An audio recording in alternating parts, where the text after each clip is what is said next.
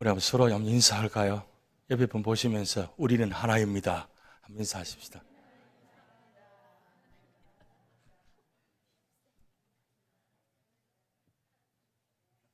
감사합니다. 최근 미국의 이 한 권의 책이 굉장히 교회마다 굉장히 감동을 주는 한 권의 책이 있습니다. 이 책이 다시 집으로 라는 책입니다. 중국인 모자가 신앙 간증의 책입니다. 크리스토퍼 위안이 주인공이고 안젤라 위안이 어머니입니다. 이 크리스토퍼 위안이 중국은 2세입니다. 2세인데 어릴 적 태어나면서부터 자라는데 뭔가 자기 자신의 모습이 조금씩 다르다는 걸 느끼기 시작합니다. 한마디 말씀드리면 성 정체성의 문제가 스스로가 느끼기 시작합니다. 그러면서 공부를 잘해서 치과 대학에 들어가게 되었습니다. 근데 문제는 자기 자신의 성 정체성 문제 때문에 계속 고민하다가 결국 마약에 손을 대고 그리고 자기 자신이 동성애라는 그게 길이 들어서게 됩니다. 그러면서 결국은 이 동성애 때문에 에이즈에 걸리기 시작합니다. 결국은 집을 가출하게 됩니다. 집안에서는 이 둘째 아들인 크리스토퍼 위안이 어떻게 보면 희망입니다. 장남은 막 그저 그렇게 살아가는 인물이고 둘째 아들이 공부를 잘해서 그래도 다행히도 어머니 아버지가 치과 병원을 운영하기 때문에 그 아버지의 연기를 받아서 이제 자기도 치과 대학을 들어갔는데 문제는 어느 순간에 이 아들이 어머니 앞에 와서 솔직히 고백하는 겁니다. 어머니 저 게이입니다. 그 순간에 이야기를 듣는 순간에 이 어머니가 그야말로 기절할 정도에 넘어집니다. 아니, 넌 아니야. 넌 게이가 아니라니까? 아니에요, 저 맞아요. 저도 어쩔 수 없어요. 그리고 집을 뛰쳐나가 버립니다. 이 어머니가 그때부터 시리에 빠지고 낙심하게 됩니다. 그런데 남편과에도 문제가 있어서 결국은 도저히 희망이 없다. 내가 아들 이 그리스도 위안만 바라보고 살았는데 이제 소망이 없다 하고 자살할 결심을 갖고 이제 기차를 타고 멀리 떠납니다. 기차를 떠나는데 마침 기차를 타려고 하는데 옆에 어떤 분이 전도 소책자를 전달해 줍니다. 그냥 무심결에 받아서 이제 기차를 올라탔습니다. 한참 가는 중에 착방을 바라보면서 무심히 지내다가 자기 손에 들고 있는 이 소책자를 보기 시작합니다. 볼 때에 거기에 한 구절의 성경 말씀이 눈에 들어옵니다. 로마서 8장 39절 말씀에 다른 어떤 피조물이라도 우리 주 그리스도 예수 안에 있는 하나님의 사랑에서 끊을 수 없으리라. 하나님을 믿지 않은 분입니다. 성경을 전혀 보지 않은 분입니다. 그런데 그 말씀이 갑자기 돋보기처럼 크게 확대되더니 자기 눈에 들어오면서 자기 마음을 쿵 하고 울립니다. 그러면서 스스로가 질문합니다. 하나님이 나를 사랑한다고? 나 같은 사람을? 그렇게 질문하는 가운데 그때 작은 어떤 고요한 음성이 들립니다. 무슨 음성이 하면 너는 내 사람이다. 그 음성이 들리는 순간에 이 안젤라 위안 이 마음속에 어떤 무거운 짐이 쿵 내려지면서 눈물이 흐르기 시작합니다. 자살하려고 기차를 타고 가는 중간에 이게 하나의 변화의 체험이 느껴진 겁니다. 그래서 기차에 내려서 다시 집으로 돌아와서 남편과의 관계를 회복하기 시작합니다. 그러면서 교회 나가기 시작합니다. 교회 나가면서 주변 사람들에게 이 이야기를 알리기 시작합니다. 내 아들이 이런 상황인데 기도해 주십시오. 한 100여 명에게 계속 알렸다고 합니다. 그리고 이 어머니는 매주 월요일마다 이 아들 위해서 금식기도 합니다. 시간이 지나면 이렇게 기도하면 돌아올 줄 알았는데 이 크리스토프 위안은 점점 더해집니다.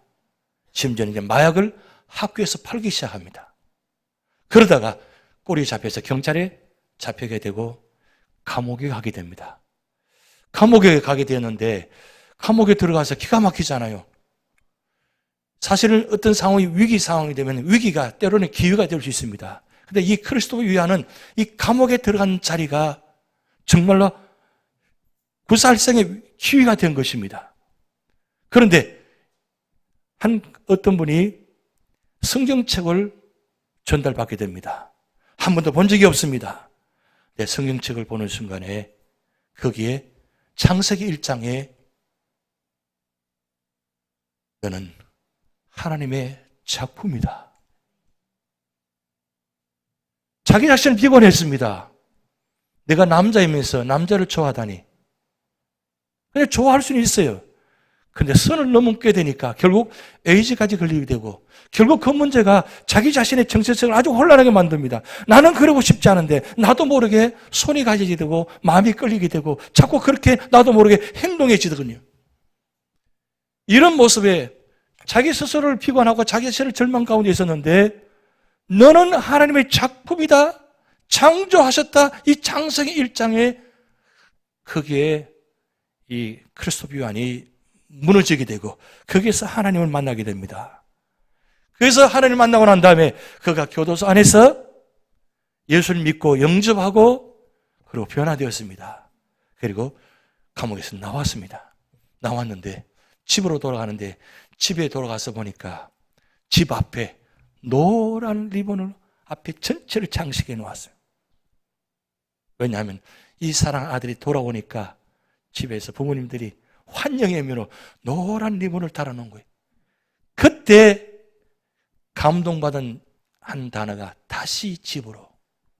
그래서 책 제목이 다시 집으로. 다시 집으로 돌아가면서 그 가정이 회복되게 되고 이 크리스토프 요한이 시카고 무디 학교에 들어가서 신학을 공부하고 지금 목사님이 되어서 미국 사회에 다니면서 지금 내가 변화되었으면 나는 과거에 이런 사람이었습니다. 지금 미국 사회에 얼마나 이 많은 문제가 있습니까? 이 문제 때문에 교단적으로, 교회적으로 상당히 어려움을 많이 겪고 있습니다.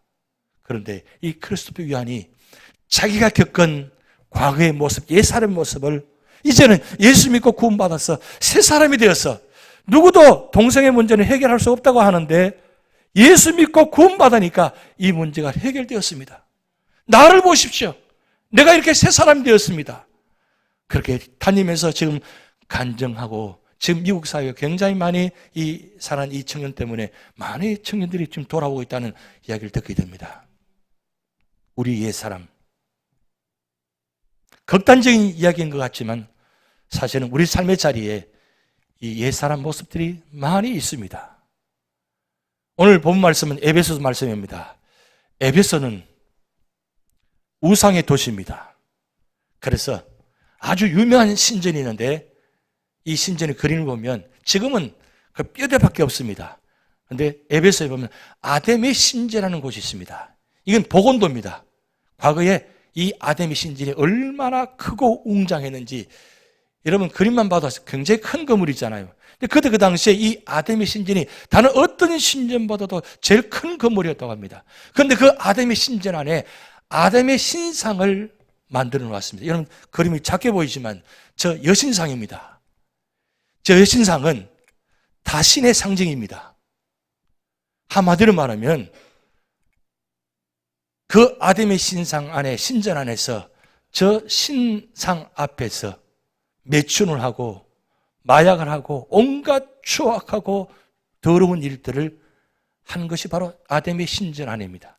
그런데 이 에베소에 많은 사람들이 이 아담의 신이 들어와서 이 문화에 젖어들어 가지고 그야말로 성적인 문화가 타락하고 온갖 도덕적인 문제가 생기고 그렇게 에베소 지역을 영향을 끼쳤습니다. 그런데 그때에 바울 사도가 에베소에 도착하게 되고 에베소 복음을 전하는데 유독히 다른 곳에는 그렇게 오래 머물지 않았는데 사도 바울은 거기서 3년가량 머물면서 복음을 전해서 에베소 교회를 세웁니다. 세워서 교회가 세워졌습니다. 그래서 예수 그리스도를 영접하고 많은 사람들이 교회 안으로 들어왔습니다. 교회 안에 들어와서 처음에는 예수 믿고 구원받았으니까 뭔가 변화된 모습으로 살아갑니다. 그래서 참 보기가 모양 좋고 다 좋았습니다. 어느 정도 시간이 지나면서 이방인의 문화, 이 아담의 신전 안의 이 문화가 교회 안에서 조금씩 드러나기 시작합니다. 그래서 사도 바울은 이 소식을 듣게 됩니다. 기가 막힙니다. 지금 감옥에서 그 소식을 들었습니다. 그래서 오늘 사도 바울은 오늘 본 말씀에 17절에 이렇게 말씀을 기록해 놓았습니다. 그러므로 내가 이것을 말하여 주 안에서 정언하느니 이제부터 너희는 이방인이 그 마음에 험한 것으로 행한 같이 행하지 말라. 지금 에베소 교회 안에 일어나는 일들 이야기하고 있습니다. 사실 오늘 지금 말씀 본문 보면서 이런 말씀을 꼭 교회 안에 전해야 되나? 좀 마음이 좀 그랬습니다. 왜냐하면 말씀 전하기가 좀 불편한 부분들이 많이 있거든요. 단어들이 힘든 단어들이 많이 있거든요. 일반적인 교회라고는 사실 상상할 수 없을 정도의 그런 모습들이 있었다는 말입니다. 사도 바울이 그런 상황을 보았기 때문에, 들었기 때문에 여기에 말씀을 기록해 놨는데, 여기 허망이라는 단어는 헛되고 욕망스럽다는 뜻입니다. 분명히 예수를 믿고 있습니다. 그리고 예배를 드립니다. 그런데 그들이 하는 생활의 태도가 보면 헛된 일에, 허망한 일에 빠져서 행하고 있단 말이에요. 그 말씀은 이방인들이 하고 있는 과거의 옛 사람의 모습을 지금 교회 안에서 하고 있다는 뜻이에요. 한 가지만 아니라 오늘 본 말씀은 8가지나 말씀을 기록하였어요. 두 번째 18절 말씀 보면 그들의 총명이 어두워지고, 여러분 에베소 지역에는 지식인들이 많습니다.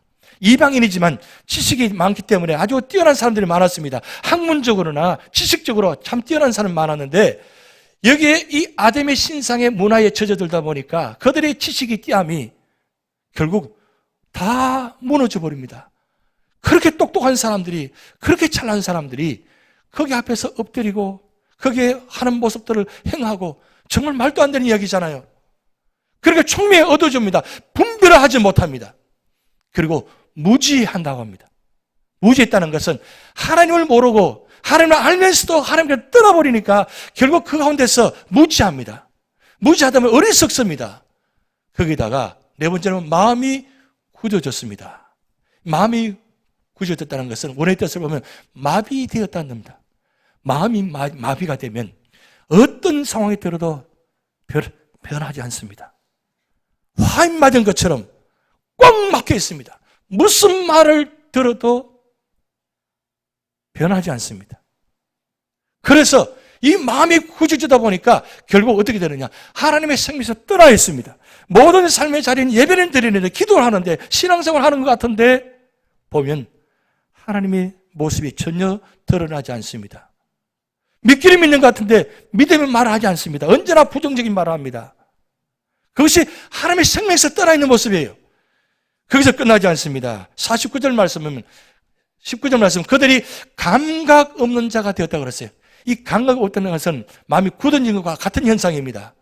무슨 말을 들어도 찔러도 변화가 없습니다. 아주 감각 없는 자,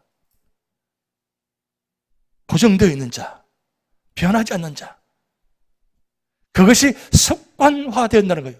거기다가 7번째는 자신을 방탕에 방임했다고 했습니다. 여러분, 크리스토프 귀환이 처음에는 자기 정체성을 잘 몰랐는데 깨닫고 나니까 나가 이런 사람이라는 것을 깨닫고 나면 돌아와야 되는데 깨닫지 못하고 오히려 거기로 더 들어가 버립니다. 자기도 모르게 그쪽을 자꾸 향해 갑니다. 이게 타락의 문화가 그렇습니다. 한번 빠져들면 돌아오기 힘들다는 것입니다. 여기 에베소 교인들이, 성도들이 그 이방인의 문화를 벗은 것 같은데, 달라진 것 같은데 삶의 자리마다 그런 문화가 가는 곳마다 있다 보니까, 보다 보니까 자기도 모르게 이제는 다시는 해야지 안 해야지 하고 마음을 결단하지만 나가면 보게 되고 나가면 접하게 되니까 자기도 모르게 점점 방탕기로 들어갑니다. 방임했다는 것은 빠져들었다는 뜻입니다. 거기다가 8번째, 모든 더러운 것을 욕심으로 행하되. 사실은 사도 바울이 이 더럽다는 말을 성경에서 어떻게 표현할 수 있겠습니까? 사실은 사도 바울 입장에서는 완곡한 표현입니다. 그런데 원어의 뜻을 보면 이 더럽다는 말이 상상을 초월하는 추접하다, 추하다, 그런 뜻입니다. 보기만 해도 그들의 하는 행위가 더럽고 추한 겁니다. 여러분, 더럽다는 말은 어떻습니까? 냄새나 보는 것이나 듣는 것이나 다 추한 것입니다. 그래서 이 모습이 결국은 이렇게 흘러가다 보니까 에베소 교회 안에 유대인과 이방인이 나눠지고 이방인의 문화가 들어와 있고, 정말 에베소 교회가 지금 말도 안 되는 이상한 현상으로 돌아갑니다. 그런데 이런 현상을 로마서 1장에 보면 그대로 표현해 놨습니다. 로마서 1장 21절 말씀 보면 하나님을 알되 하나님을 영화롭게도 아니하며 감사하지도 아니하고 오히려 그 생각이 마땅하여지며 미련한 마음이 어두워졌나니. 지금 누구 보고 하는 것 같습니까? 분명히 하나님을 안다 그랬어요. 근데 하나님 영화롭게 하지 않습니다. 감사하지 않습니다. 오히려 불평합니다. 그런데 문제는 그 생각이 허무하여지며 미련한 마음이 어두워졌다 그랬어요. 점점 문제가 되어진다는 거죠. 22절 보면 스스로 지혜 있다 하나 어리석게 되어 썩어지지 아니하는 하나님의 영광을 썩어질 사람과 새와 짐승과 기어다니는 동물 모양의 우상으로 바꾸었느니라. 여러분, 사람의 모습은 결국 언제 추하느냐? 모습이 달라질 때입니다. 하나님의 모습을 믿고 섬기는 모습과 그리고 악의 모습을 믿고 섬기는 모습, 얼굴을 보면 달라집니다. 악한 자의 모습은 그 얼굴의 형상이 일그러져 있습니다. 추합니다. 지금 에베소 교회 안에 이런 현상들이 나타나기 시작합니다. 분명히 다 버렸습니다. 다 내려놓았습니다. 그런데 어느 순간부터 이 아담의 신상, 이 모습이 신전 안에만 있는 것이 아니라 집 안에도 감추어져 있다는 겁니다. 그것이 모양으로 나타나기 시작합니다. 그러면서 24절 말씀 보면 이렇게 기록됩니다. 그러므로 하나님께서 그들을 마음의 정욕대로 더러우면 내버려 두사 그들의 몸을 서로 욕되게 하게 하셨으니. 26절, 또한 그들의 마음에 하나님 두기를 싫어하며 하나님께서 그들을 부끄러운 욕심에 내버려 두셨으니. 여기 이 모습은 성적인 타락의 모습입니다. 하나님께서 버려두시면 크리스토퍼 위안이 그렇게 타락한 모습 변한 것처럼 사람의 모습이 점점 바뀌어진다는 거예요. 남자와 남자가, 여자가 같이 하는 모습, 그런 모습들이 이 로마서 1장에 기록되어 있습니다. 그런데 이런 모습이 에베소 교회 안에 그런 모습들이 서서히 드러나기 시작했다는 거예요. 그러면서 28절 말씀, 또한 그들의 마음에 하나님 두기를 싫어하며 하나님 그들을 상실한 마음대로 내버려 두사 합당하지 못한 일을 하게 하셨으니. 그다음 29절부터 우리 천천히 같이 한번 읽어봅니다.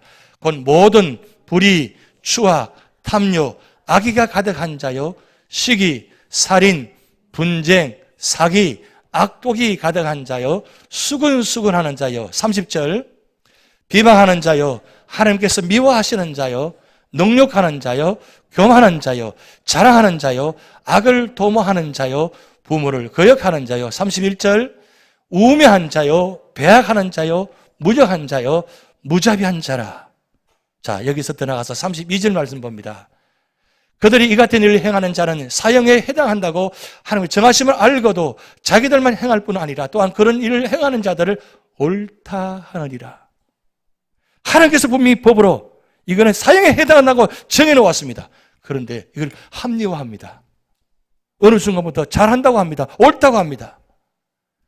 이런 악한 자의 예사하는 모습이, 죄인된 모습이 지금 에베소 교회 안에 모든 성도의 마음이 서서히 드러나기 시작했다는 말씀입니다.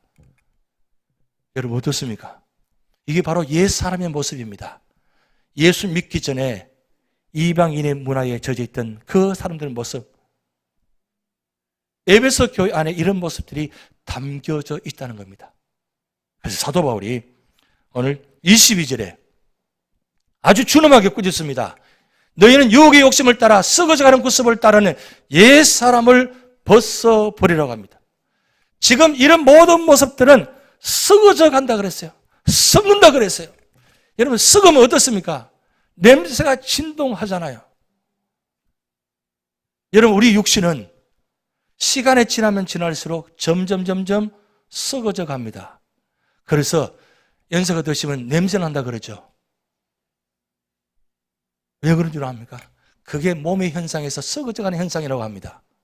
그래서 냄새가 납니다. 그래서 냄새가 나지 않으려고 향수를 뿌리고 그리고 매일 자주 씻고 그렇게 하는 겁니다.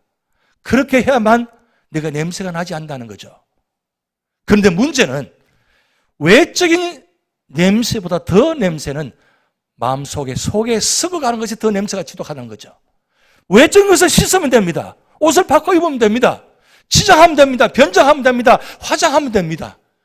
근데 이 마음은 치장으로, 화장으로, 변장으로 될 수가 없다는 거예요. 그게 옛 사람의 모습이라는 거죠. 아니, 지금 에베소 교회 안의 성도의 모습이 그렇게 나타나고 있다는 뜻이에요. 과연 그러면 그때만 그런 모습이 있느냐? 오늘 우리 교회 안에 어떤 모습이 있냐? 한번 비교해 보시기 바랍니다. 내가 예수 믿기 전의 모습과 내가 예수 믿고 난 후에 나의 모습은 어떻게 달라진 모습인지. 과연 내가 과거에 예수 믿기 전에 그런 모습을 그대로 아직도 잊지 못하고 나도 모르게 습관적으로 하고 있지 않은지. 그것을 지금 하나님께서 사도 바울을 통해서 에베소 교회에다가 편지를 기록하게 하셨다는 뜻입니다. 그렇다면 사도 바울이 여기서 끝나지 않습니다. 그러면 어떻게 할 거냐? 옛사람을 벗어버리고 하는데 벗어버리려면 어떻게 되느냐? 20절 말씀. 오직 너희는 그리스도를 그같이 배우지 아니하였느니라. 여기 그리스도를 그같이 배우지 아니하였느니라. 이 말씀 주목하시기 바랍니다. 사도 바울이 에베소에 가서 그리스도에 대하여서 가르친 것이 아닙니다. 그리스도에 대하여서 가르친 것도 중요합니다. 왜냐하면 하신 일들을 전파하는 건 중요한 일이니까. 그런데 사도 바울은 에베소에 가서 그리스도를 전했다는 겁니다.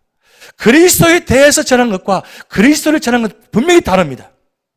사도 바울은 다메섹 도상에서 부활하신 예수 그리스도를 직접 만났습니다. 만난 이후에 그가 가장 큰 충격은 내가 핍박했던 예수가 하나님의 이름으로 예수를 핍박했는데 그 예수님이 하나님이셨다는 겁니다. 하나님이 어떤 분입니까? 전능하신 분입니다. 이 우주 만물을 창조하신 분입니다. 지금도 다스리고 통치하시는 분입니다.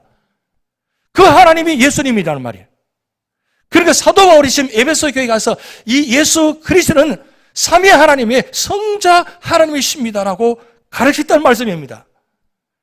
너희들은 이같이 배웠다는 거죠. 가르침을 받았다는 거죠. 그렇게 가르침 받은 너희들이 어떻게 과거의 모습으로 되돌아갈 수 있느냐? 그러면서 23절 말씀에 오직 너희의 심령이 새롭게 되어 하나님을 따라 의와 진리의 거룩함으로 지으신 바는 새 사람을 입으라 그랬어요. 하나님은 어떤 분입니까? 의로운 분입니다. 거룩하신 분입니다. 그러기에 세상에 추하고 악한 모습을 이 거룩 앞에서는 도저히 둘 수가 없습니다. 그래서 내가 예수 믿기 전에는 거룩하지 못하고 악한 자의 모습이었는데 예수 믿고 난 후에 교회 안에 들어와서 나 의로운 존재로 인정받았습니다. 거룩한 존재로 인정받았습니다. 그런 그들이 지금 어떤 모습입니까? 의롭다고 거룩한 모습은 하나도 보이지 않습니다. 그냥 추한 모습만 보인다는 거죠. 그래서 새 사람을 입으라고 합니다. 그러면서 사도 바울은 25절부터 새 사람을 입으려면 어떻게 해야 될 것인가? 그 방향을 지금 제시하고 있습니다. 옛 사람을 벗고 새 사람을 입으십시오. 그러면서 25절 먼저 첫째, 거짓을 버리십시오. 거짓말 하지 마십시오. 거짓말하고 참된 말 하십시오. 거짓말 하는 것은 하나님 믿지 않은 자들입니다. 하나님 믿는 자들은 거짓말 하지 않습니다. 참된 말 하십시오. 그리고 두 번째는 분을 내어도 26절 말씀에 분을 내어도 죄를 짓지 말며 해가 지도록 분을 품지 말고 마귀에게 틈을 주지 말라 그랬어요. 여기서 한 말씀 중요한 건 분을 내지 말라고 하는 거 분을 내어도라고 했습니다. 분을 낼 수 있다는 겁니다. 그러면 이 분이 뭐냐는 거죠. 이 분은 거룩한 분노란 겁니다. 여러분 삶을 살아가면서 이 분노가 어떻습니까? 정말 거룩한 분노입니까? 아니면 악함의 분노입니까? 내 성격의 분노입니까? 달라지는 거죠. 삶의 모습이 방향이 다 바른 것입니다. 중요한 건 사도 바울이 지금 분을 내어도 분을 낼 수 있지만 죄를 짓지 말라는 거죠. 왜요? 마귀에게 틈을 주지 말라는 겁니다. 지금 에베소 교회 안에 얼마나 많은 분노가 있는지 모릅니다. 툭 하면 분노합니다. 왜요? 내하고 맞지 않기 때문입니다. 다르기 때문입니다. 그러다 보니까 무슨 일을 할 때마다 분노합니다. 분쟁합니다. 특히 유대인과 이방인이 나눠졌다 보니까 이방인의 생각이 다르고 무교인의 생각이 다릅니다. 그래서 무슨 일을 하려면 화합해서 의논해가지고 되도록 만들려고 하는 것이 아니라 분쟁하면서 분노하다 보니까 문제가 하나 될 수가 없습니다. 언제나 분쟁밖에 남지 않습니다. 그래서 끼어집니다. 소리가 시끄럽습니다. 그래서 분을 내지 말라고 합니다. 그러고 난 다음에 사도 바울은 28절 말씀에 도둑질을 하지 말라 그럽니다. 지금 왜냐하면 에베소 교회 성도들이 이방인의 문에 서질 때는 도둑질 많이 했거든요. 그저 어느 집에 가면 설정 하나 가지고 가요. 그건 당연하게 생각합니다. 아무렇지 않게 그렇게 행동했습니다. 근데 그것이 교회 안에 들어와가지고 어디 가서 보니까 내가 좋아 보이거든요. 설정 하나 가지고 갑니다. 자기도 모르게 어느 순간에 습관화되어 갑니다. 여러분 이 말씀 보면서 어떤 인물이 생각났습니다. 여러분 70대 80년대에 대도 조세영이라는 사람이 있습니다. 이분이 나중에 목사님 되셨는데 이 대도 조세영, 왜 대도? 대단한 도둑입니다.